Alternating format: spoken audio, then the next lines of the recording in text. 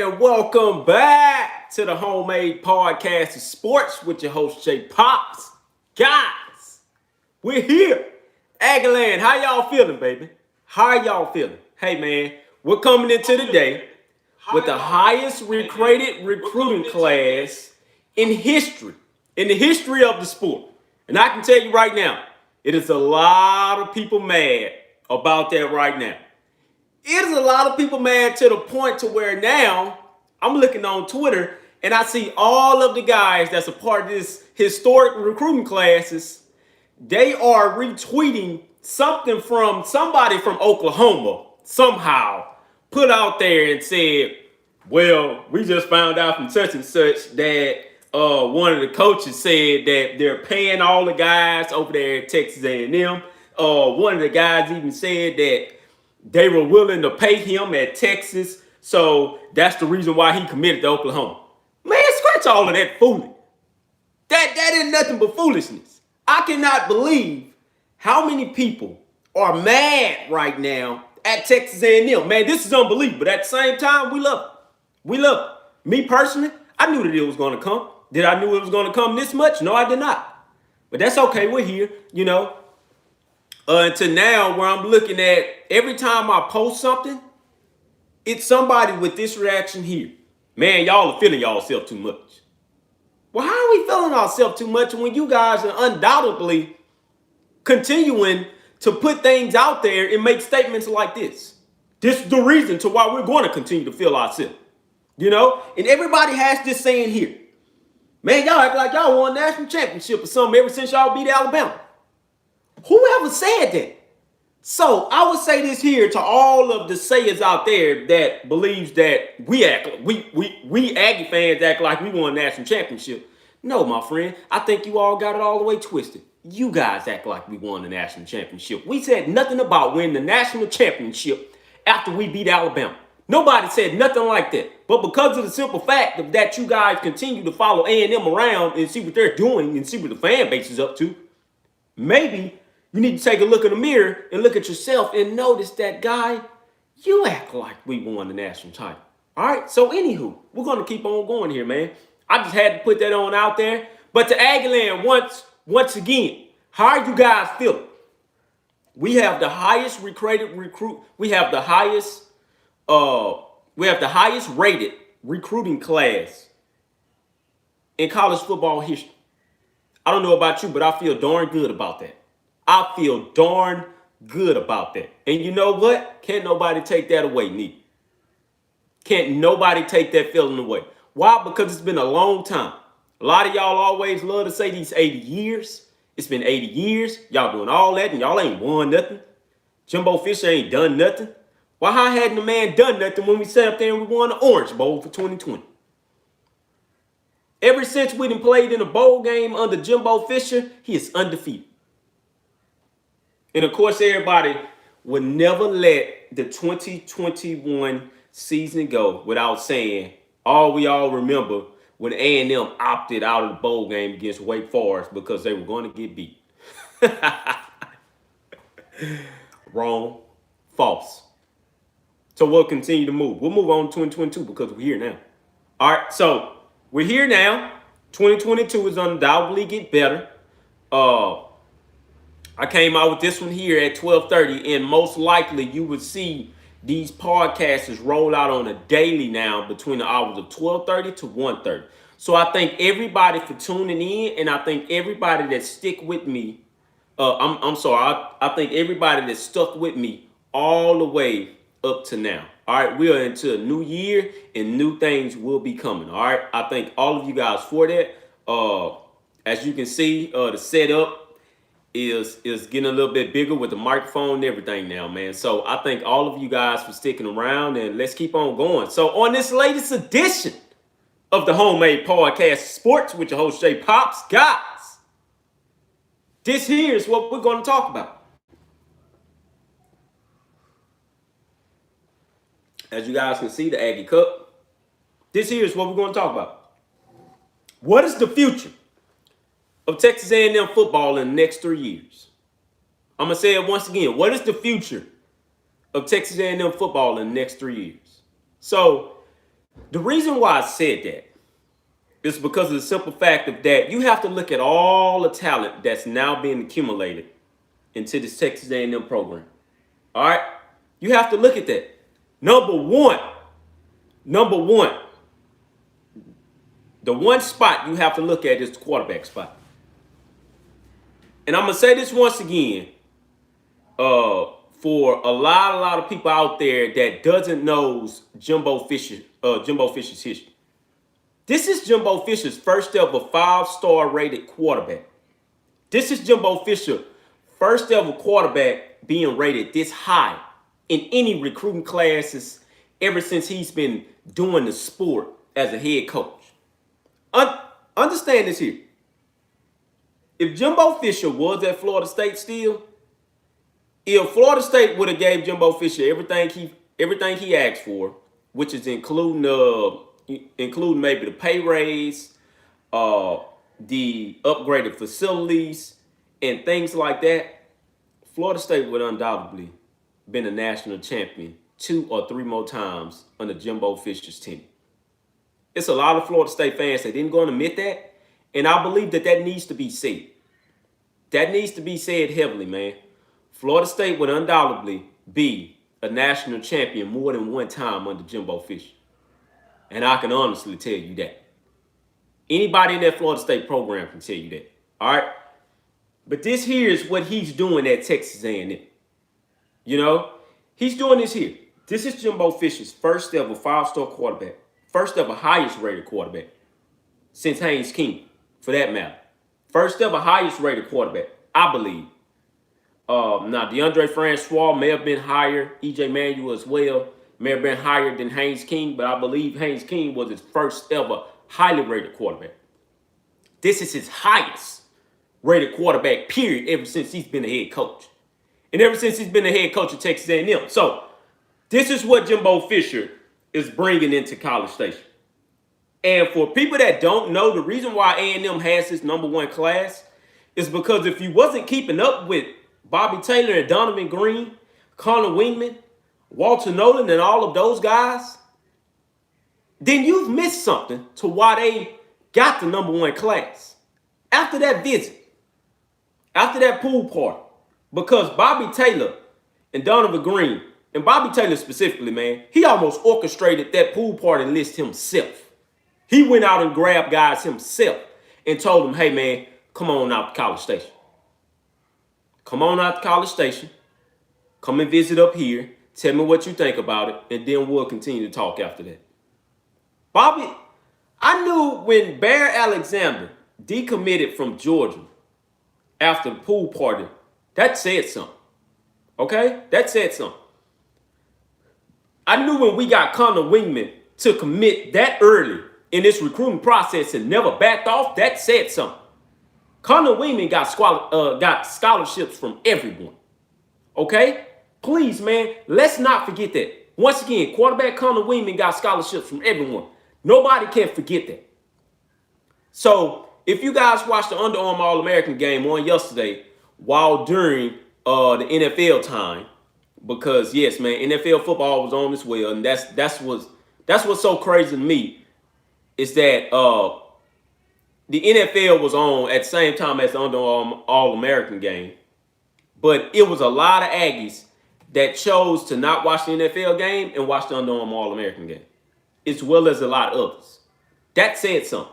So I'm gonna read a little article from the text from Gig'em 247 on my 247 account here, and this is about Connor Weigman. So you guys need to really listen to me when I start speaking about this here, man. So it said this here. This is one in the series looking at Texas A&M's participant in the high school postseason all-star games that have been or will be taking place this month. Okay? Our first piece is on 5-star quarterback signee Connor Weigman, who will be an early enrollee. For people that did not know, Connor Weigman will enroll early, just as well as Evan Stewart, just as well as Bobby Taylor, and a couple of more guys at that. All right, so Weigman played in the Under Armour All-American game this past Sunday and was 6 for 14 throwing the football for 77 yards, and his passing numbers suffered due to a number of drops, something that is always seemingly an issue in these types of games. All right, just to let everybody know that. You know, we're going to say that once again, just to let everybody know that. His best attribute in his vision, because a lot of you people got Chris Marshall under the radar down here when Chris Marshall really needs to be put up here. Okay? He just wasn't a 5-star wide receiver. He was a top 100 though. His best attribute in his vision, his ability to see the field and find a way to make plays even when there doesn't seem to be one there. For example, on a drive in the second quarter, Weigman had pressure early in his face on a run pass option, but didn't flinch or try to extend the play. He stayed on schedule and still found a way. He still found a way to find fellow A&M signee Chris Marshall and deliver the ball downfield for a good game. It was so many Aggie to Aggie connections in that Under Armour All-American game, man, that it's a shame. I've never heard that many players on one team being called before. And there was a total of 16 signees in that Under Armour All-American game. That has never been done before in the history of Texas A&M football, nor in the history of the sport, where an Under Armour All-American game was dominated by one team specifically. I've seen Alabama recruiting classes. I've seen Georgia recruiting classes. I've seen LSU's. Hell, I've seen Ohio State's. It's not one of those classes that those teams has recruited that has dominated that particular game ever. And if I'm lying, please come on here and call me out. Call me out for that, okay? Call me out for that. So let's keep on reading here. The second most impressive aspect of his game was his arm talent, due to the fact that he had rushes in his face during the times he operated the offense. He was often forced to deliver the ball from a variety of angles and without being able to step into his throws. Understand that young man, Connor Weigman, is a generational talent. That's why I said what I said a long time ago. In the next 3 years, A&M will be your national champion. I mean what I say. I mean that. That ain't no, oh man, you feeling it too much, etc., etc. No, man, I mean what I say because I've done the research. I'm looking at the facts. A lot of people like to say this here quote, in history, such and such does this. Well, in history, when you get the #1 recruiting classes, especially the highest rated recruiting class ever of all time, that says that it's a potential national championship somewhere within those next 3 years. And I mean what I say. I'm going to say it again, man. I mean what I say about that. All right. So, 1 minute while I look at this comment. So, Lauren Avila, they dominated on both sides of the ball to not just offense on the drive you're talking about. Yes, they did. They dominated on both sides of the ball. So that's why I said, man, it was a total of 16 signees. Harold Perkins, by far. So our biggest commitments of this class is not even Walter Nolan himself. See, that's what's so crazy about this class in particular. Walter Nolan is not even much the biggest signee in this class, man. And he's the #2 overall player in the damn country. Excuse my language. He's the #2 overall player in the country. He's not even much the biggest signee of this class. The two biggest signees of this class was Evan Stewart and Harold Perkins. Why? Because those two guys in particular, nobody gave us a shot on. Nobody gave us a shot on at all. I'm sorry, not Harold. Evan Stewart, nobody gave us a shot on. Harold Perkins was a guy in which we all felt comfortable on. So, excuse me, it was 3 guys in this class in particular. 2 guys, people didn't give us a shot on. Evan Stewart and Denver Harris. I'm going to say that once again. Evan Stewart and Denver Harris were the 2 guys that nobody gave us a shot on.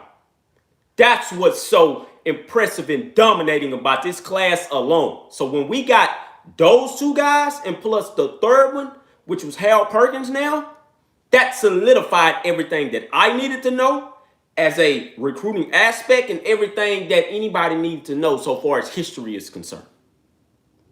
That is a national championship team on paper. Let me clarify that. That's a national championship team on paper. The problem is that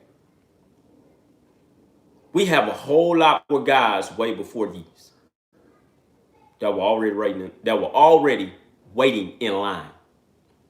Let me finish this Connor Weigman article, and then we'll get to why I said what is the future for the next 3 years in Aggieland. Because if you guys have not got on the season ticket list like myself, I've not gotten on there, but I need to. I'm going to tell you guys this here, man. You're going to miss a fun 3 years in College Station. People can say what they want about College Station, and I noticed that the guys that are saying something about College Station are all of the guys that has not been down there.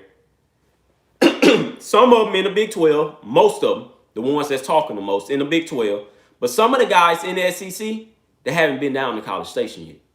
Can't blame them for that. They just haven't been on the schedule yet. One of them is Georgia. Georgia has not been on the schedule for them to come and experience College Station. Understand that College Station is not like it used to be, people. It's not. College Station is a modern, small town now. I'm going to say it once again, man, for a lot of people that hasn't been in a long time, all of my alumni that haven't been back to College Station in a long time. College Station is a modern city now. It's a modern city in a small town. It is a lot of things to do in College Station, man. They have modernized everything down there. Once again, let me get back to the Connor Weigman article, and then we'll continue to talk, okay? So, get back to when I left off about his throws. He did so and was relatively accurately in terms of getting the ball where it needed to be despite the pressure that he faced. Okay? The throw to Marshall was a prime example of this because he just dropped it in almost vertically along the sidelines where Marshall could get it and no one else really could. Understand what they're saying right there. This young man's accuracy, I watched him on ESPN like crazy this year.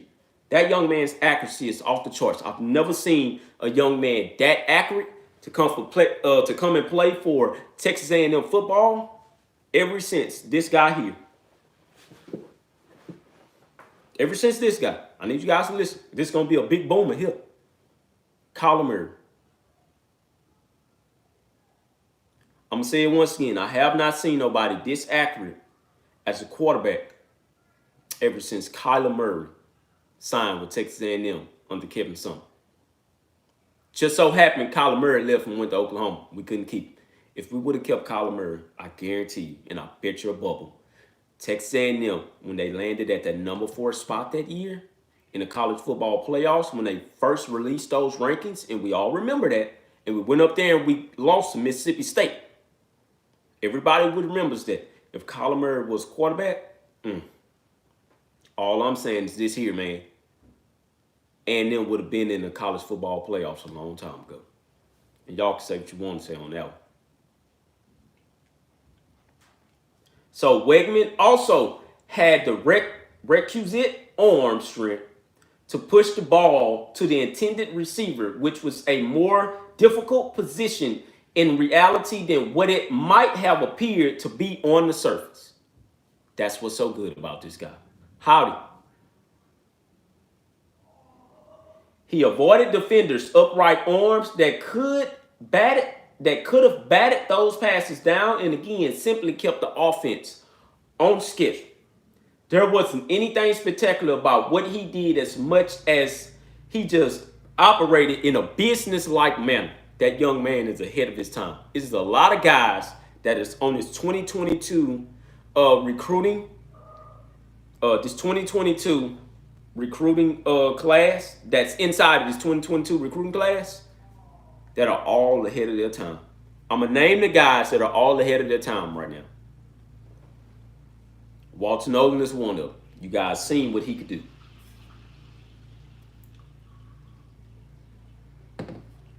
Evan Stewart is another one. You guys seen what he can do when an accurate ball is delivered. He dropped that one throw. I know he dropped that one throw. Evan hadn't played in the whole year. Forgive him on that. He's another. Gabriel Brown-Lodendi, I think he got in the game and he hurt his knee. He is not hurt, for guys who need to know. No, he does not have any serious damage. Gabriel Brown-Lodendi is okay. Another guy that's ahead of his time, Denver Harris. All right, Connor Weigman is another one, way ahead of his time. Chris Marshall is undoubtedly ahead of his time, and he's going to remind you guys a lot of this dude here, but he's playing at a wide receiver position. I need you guys to listen to me on this. He's going to remind all of you guys of Jimmy Graham when he takes the field at a wide receiver position. That's who he plays like. He is nasty and he is physical. Okay? The cornerback that's committed to Alabama was holding him.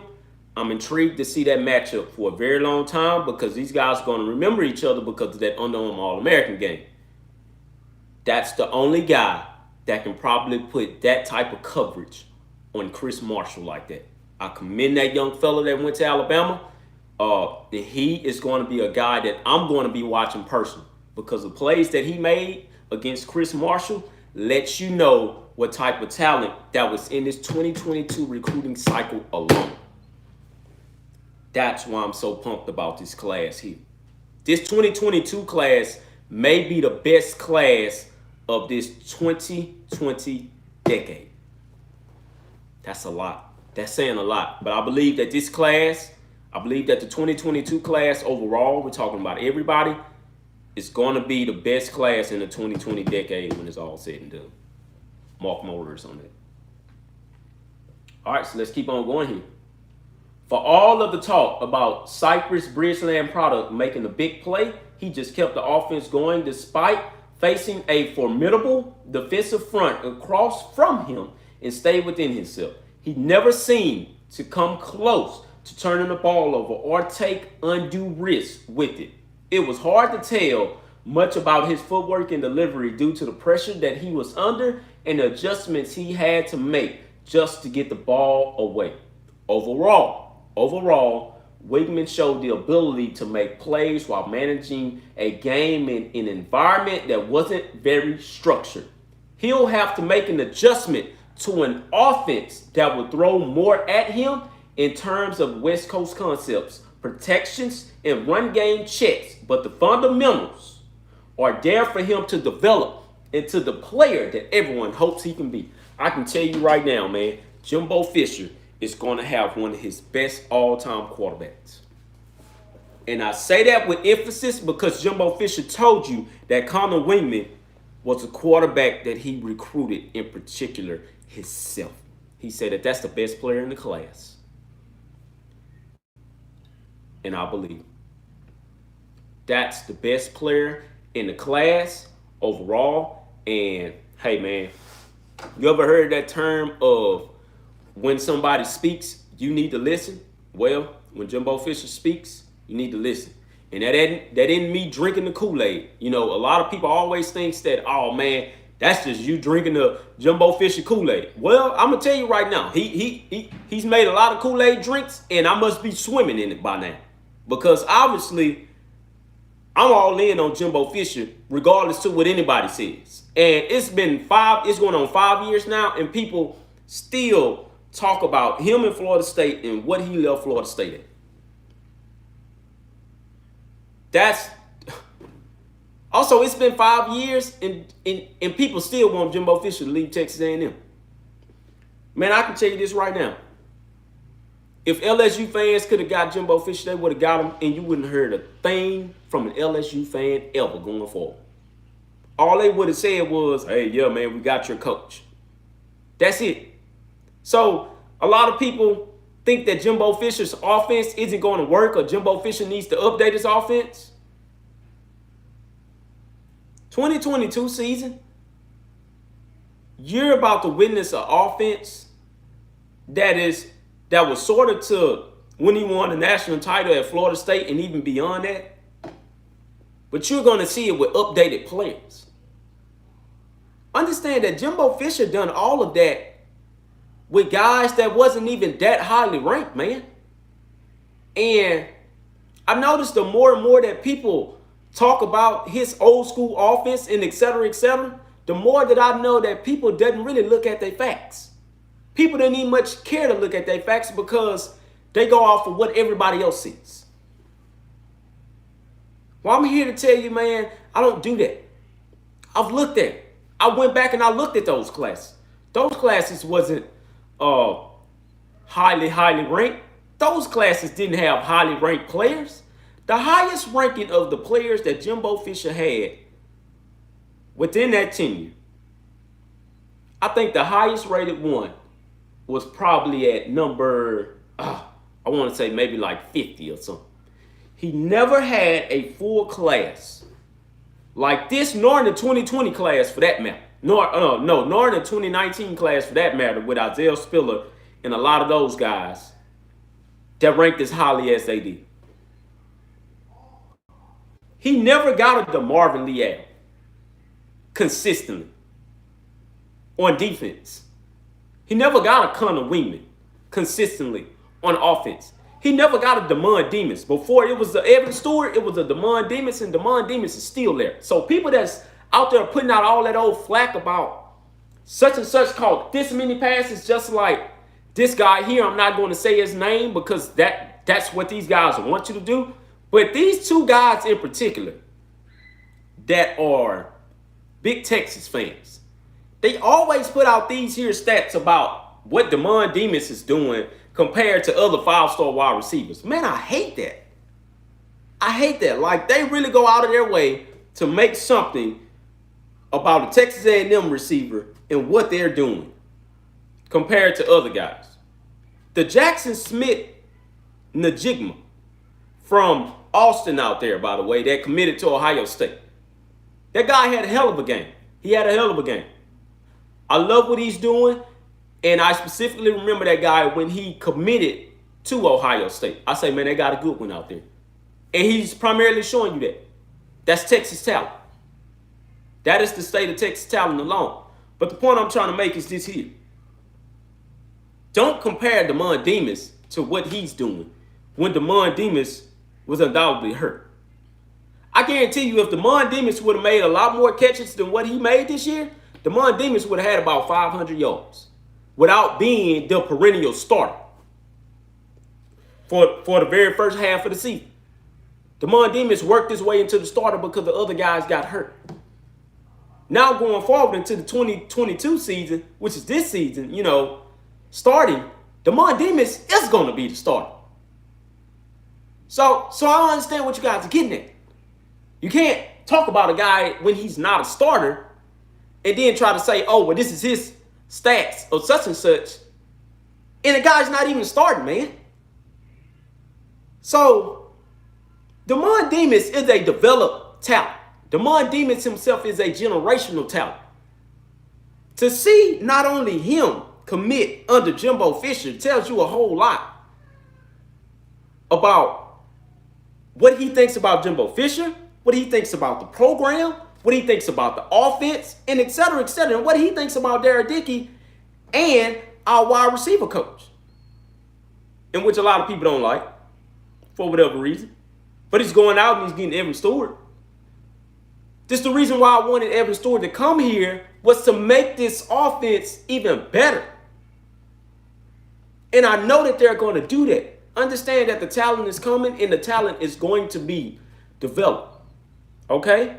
The talent is going to be developed like no other. And I hate that a lot of people doesn't see that. So somebody down here in the comment section, excuse me, talking about, look what Arkansas has and they still beat y'all. Yeah, because Arkansas was the better team. Arkansas was undoubtedly the better team that day. They were the better team, so Arkansas deserved to win. You guys got to stop saying that too when Arkansas had the same record that Texas A&M had. with a starting quarterback.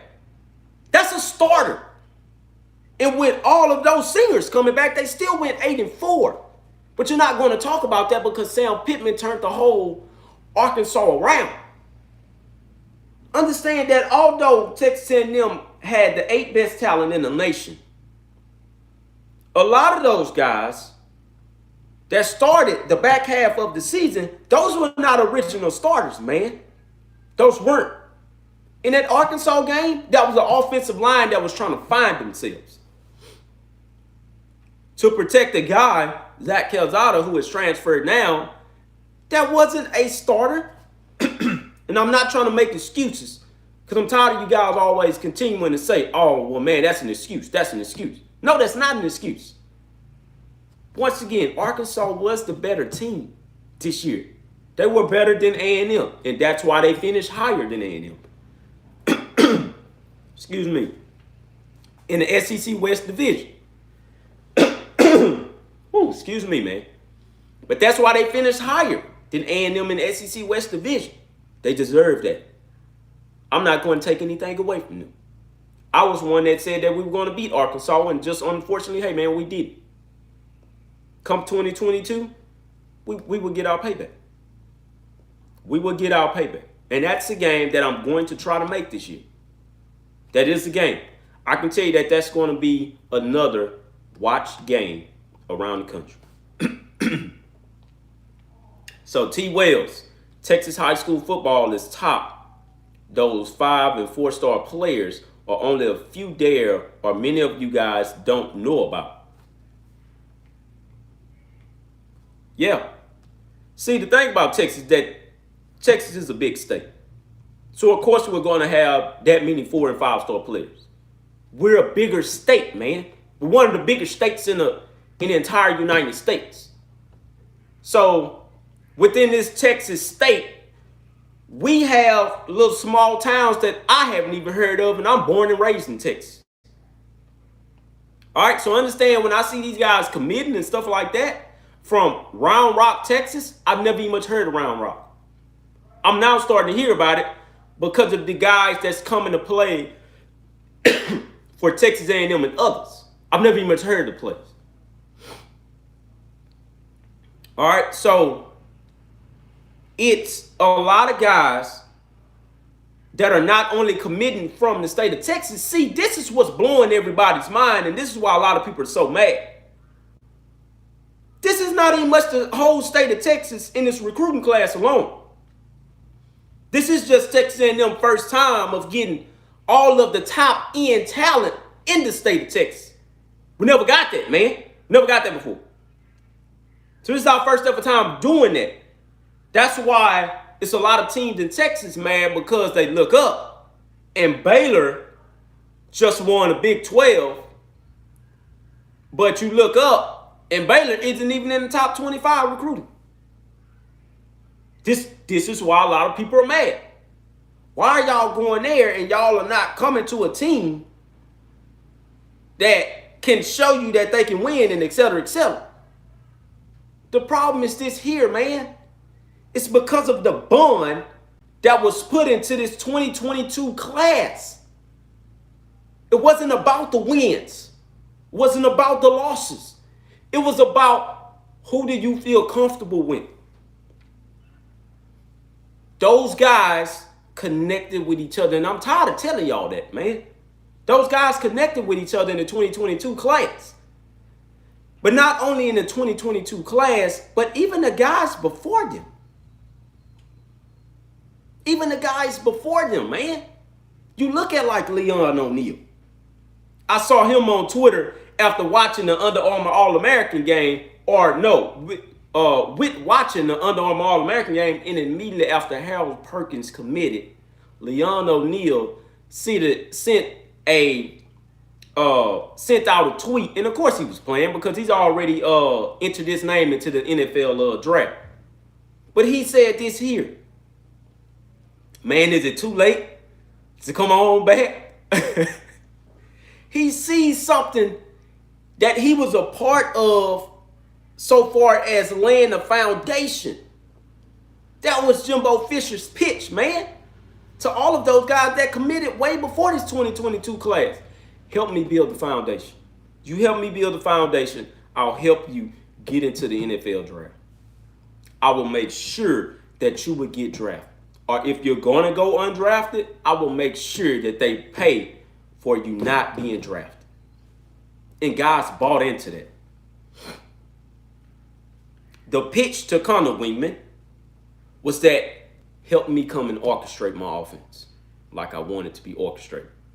The pitch to Haynes King was come and be great.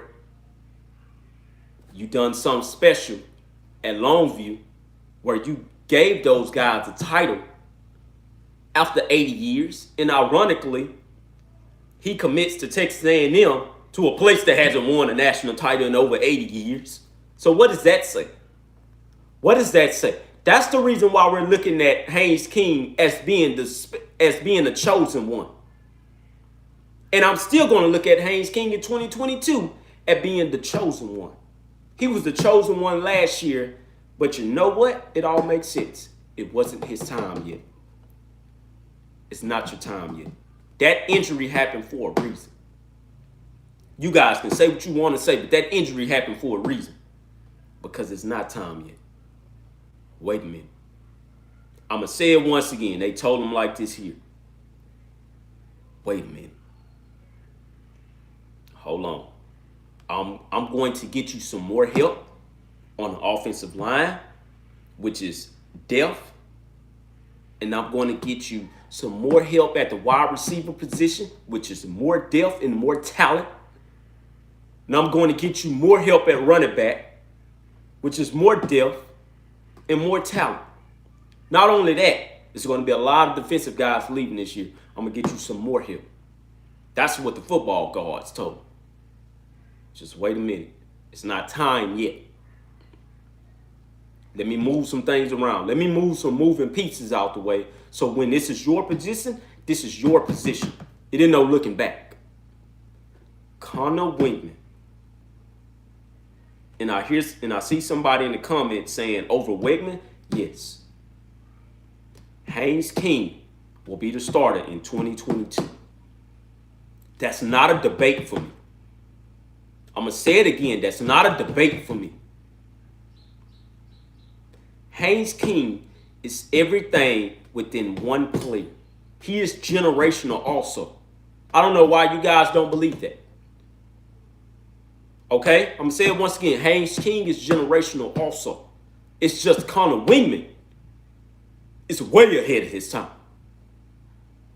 Connor Weigman is a professional athlete already before he even takes the field. I'm going to say that. He's a professional athlete already before he even takes a college field. I've seen him on the field. When I was watching the ESPN game, that's a professional athlete on a high school level. Why? It was no reason for him to stay there anymore.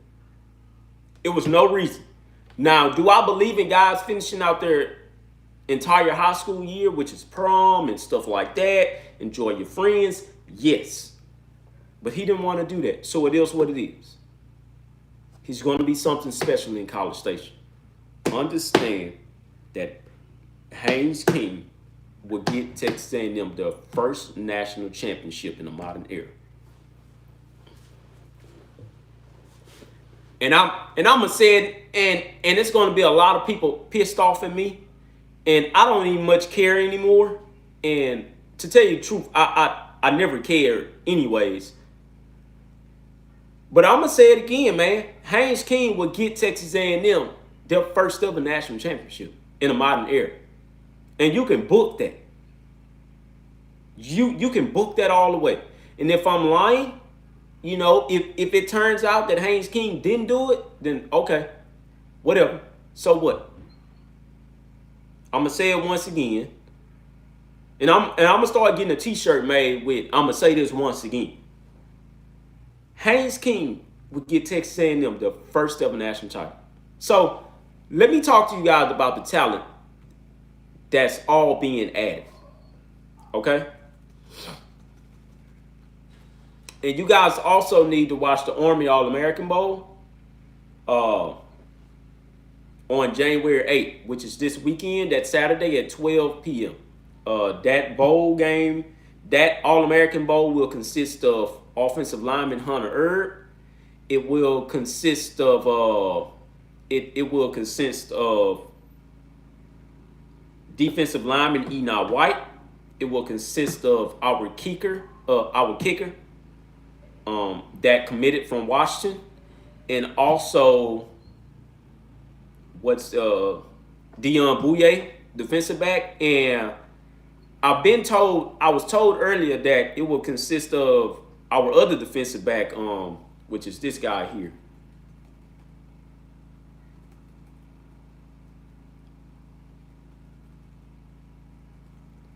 Okay, so our kicker name is Ethan McCozy.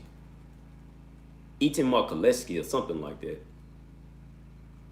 Where is he at? Marcus Groves Kilbrew. It will consist of our cornerback Marcus Groves Kilbrew as well.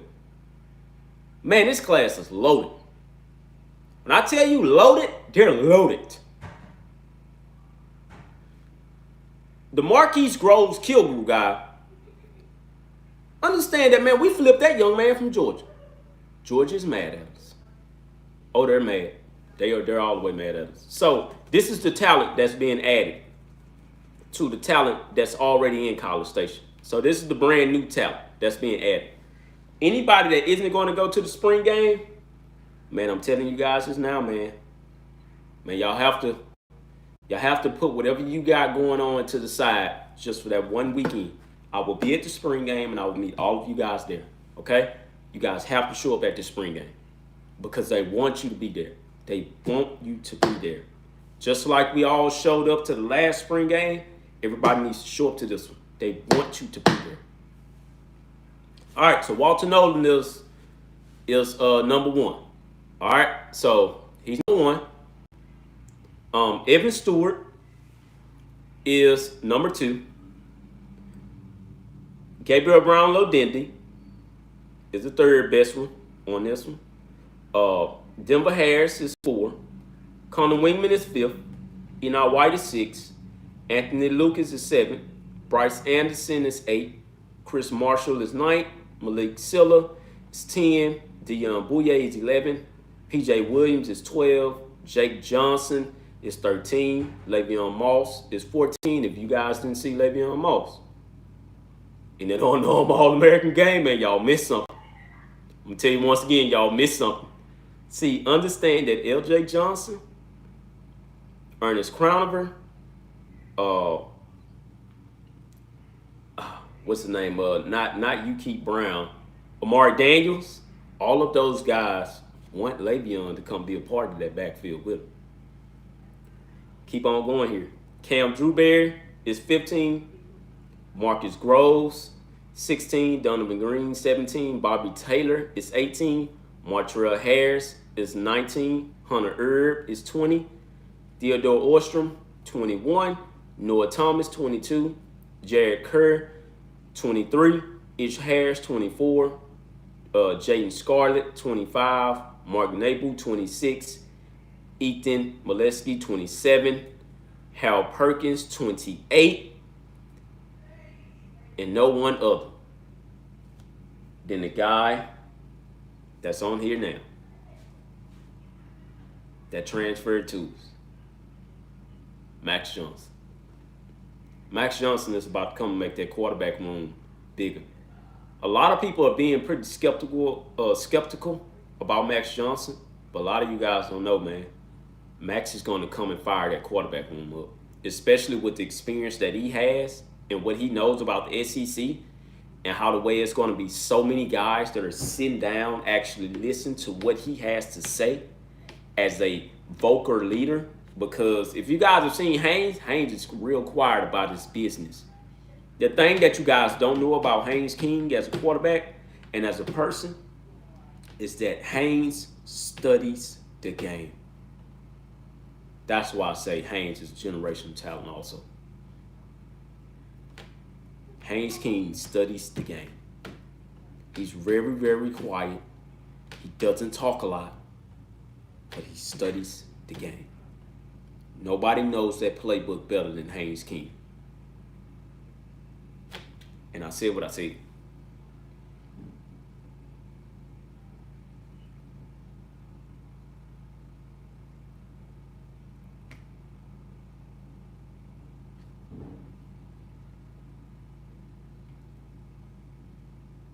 So, what I want to say on this, guys, hold on. Let me look for this here. So, now I'm going to take you back to the classes that they're joining. And this is the guys that they're joining because they haven't went anywhere.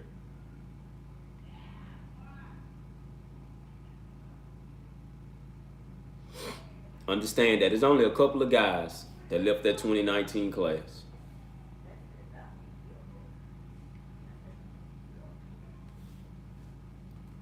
So these are the guys that they're joining. So, of course, Keon Green is left already. DeMarvin Leal is gone already. Are y'all ready to see Baylor Cup yet? I'm going to say it once again. Are you guys ready to see Baylor Cup yet? Be patient. He's coming. So Dylan Wright, of course, left. Brian Williams is no longer there. Damani Richardson. Y'all know he's still there, right? Hold on. Eric Young is a guy that's going to have a breakout year in 2022. I'm going to say it once again. Eric Young is going to have a breakout year in 2022. So Isaiah Spiller is on to the draft. Cam Brown left, of course. Elijah Blaze left, of course. Brandon Mowry. Y'all don't even much hear about that young man. He's still there. He's not going anywhere. Andre White Jr., he was the unbelievable linebacker that done a whole lot this year. Derek Hunter, y'all don't even hear about him. Keyshawn Brown, I believe he left. Jalen Watermeyer, tight end, he's going to draft this year. Keon Jackson. See, these are the guys that y'all haven't even seen yet. Y'all haven't even seen them yet. Keon Jackson is still in the wait. Just wait a minute. He'll be up. Leighton Robinson, that's the guy that's going to have a killer season on the offensive line. So Zach, of course, left. Adarius Jones, I believe he went on ahead and entered transfer portal. Chase Lane, understand that this is Chase Lane's last year. I believe Chase Lane is going to be a threat in that slot position. Terrion Lee Jr., I don't believe he's there anymore. Anais Smith, he still never announced that he's going to the NFL draft. He's coming back. And he's going to lead that athlete room. Blake Traynor, still there. Chris Russell, he's still there. RJ Oribo, still there, outside linebacker. Caden Davis, still there. And Nick Constantino, still there. So, they're joining them. I'm just telling you guys about talent. They're joining them, and that was that talented 4th-ranked recruiting class. So this was the 6th-ranked recruiting class for 2020 that they're joining also. Jalen Jones will go back to safety. Jalen will go to his respective position. Damon Demons, of course, is still there. Evan Stewart will be joining him. Darnell Harris. See, a lot of you guys ain't much seen Darnell Harris yet. Now it's these guys' turn, man. People have left the building. It's now time. It's now time to break out all of the talent. So coming into 2022, the team talent ranking for Texas A&M in general will be top 5 this year. That will be our highest ranking of talent ever. I'm going to say it once again. That will be our highest ranking of talent ever. So McKinley Jackson, he hadn't gone anywhere. Antonio Johnson, the safety. I believe Antonio, no. He's still there. That's going to be the more dominant safety of 2022. Antonio Doyle is the guy that entered the transfer portal. So he should be going back to Missouri, if I'm not mistaken. Chris Morris, of course, I don't know whatever happened to that guy. Haynes King, He's the guy that they're joining. Understand that Haynes King ranking was 131 nationally in 2020. I think a lot of you guys forgot that. Understand that Haynes King was supposed to be the first ever 5-star recruit for Jimbo Fisher, but they knocked his ranking down. All right, Haynes was a 5-star coming into that 2020 season. Because of the drop-off of his team at Longview, they bumped him back down to 130. They bumped him down to 131. Never forget that. That's why I'm still high on Haynes King, like the way I am. So A-Chain, of course, you guys will never forget him. That's going to be the starter for 2022. That's going to be the starting running back. Fidel Diggs, a guy that, look, this is one of my favorite recruits in that 2020 cycle.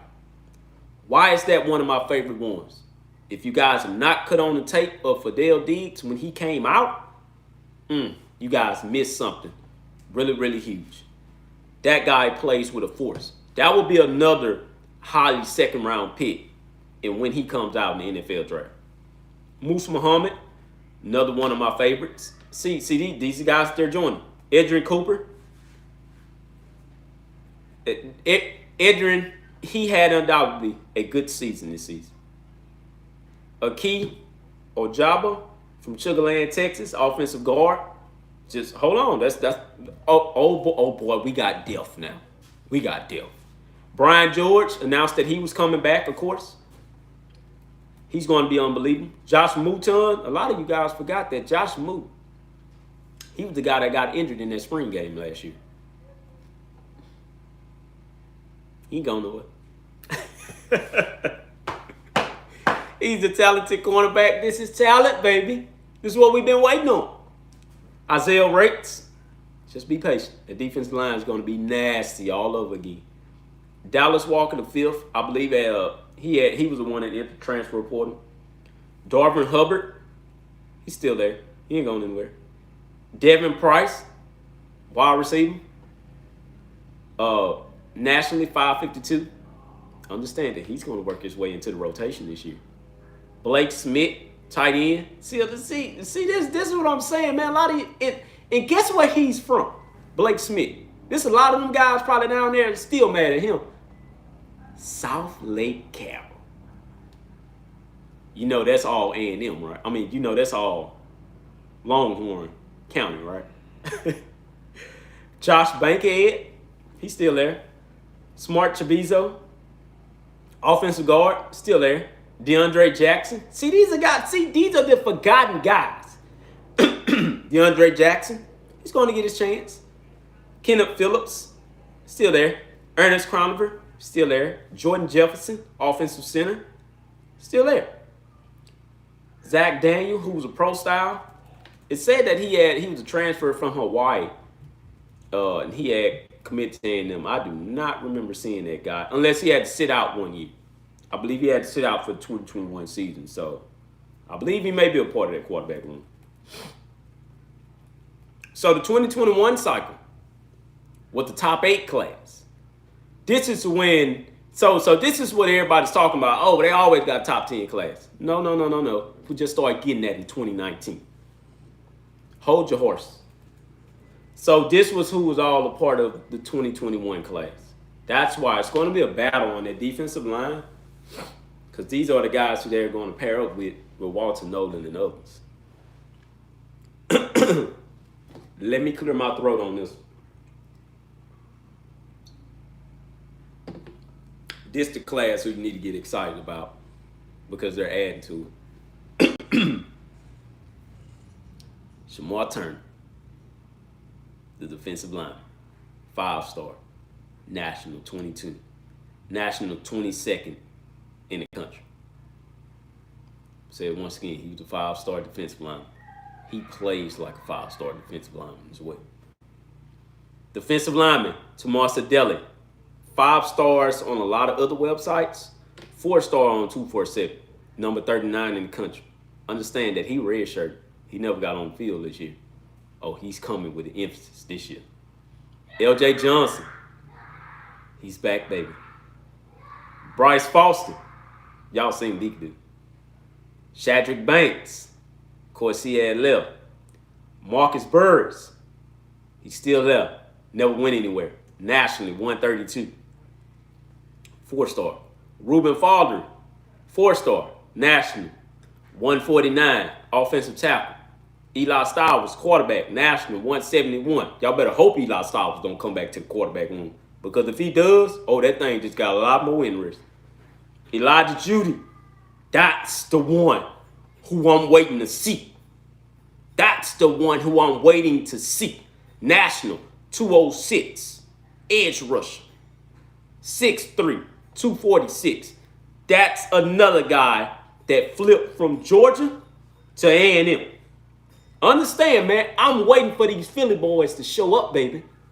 I'm waiting for them. I'm a huge Philly fan. I'm a huge Philly fan now.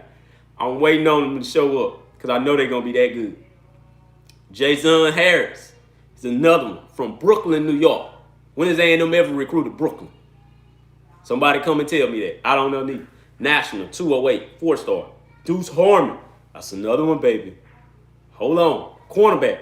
National, 226, 4-star. Mark Daniels. Y'all ain't seen him yet. National, 250, 4-star. My mistake. You guys did see him already. He fast, didn't he? I know he is. Jordan Gilbert. We seen a little bit of Jordan Gilbert this year. National, 279, 4-star. Dre Norwood, of course, he transferred out. You keep Brown, athlete. You guys seen him this year. National, 293, 4-star. Trey Zoom. You seen a little bit of him? You ain't seen him yet. National, 303, 4-star. Jordan Moku, offensive tackle. The junior college commit. 3-star. I think National 6, position 1, state 1. Remington Strickland, inside offensive lineman. You ain't seen him yet. National 422, 3-star. Matthew Wyckoff, offensive tackle. National 442, 3-star. Demetrius Crowner, tight end. National 452, 3-star. Albert Regis, defensive lineman, 458, national, 3-star. Tariq Chappelle, y'all seen what he can do. Understand that he will not have a sophomore slump in 2022.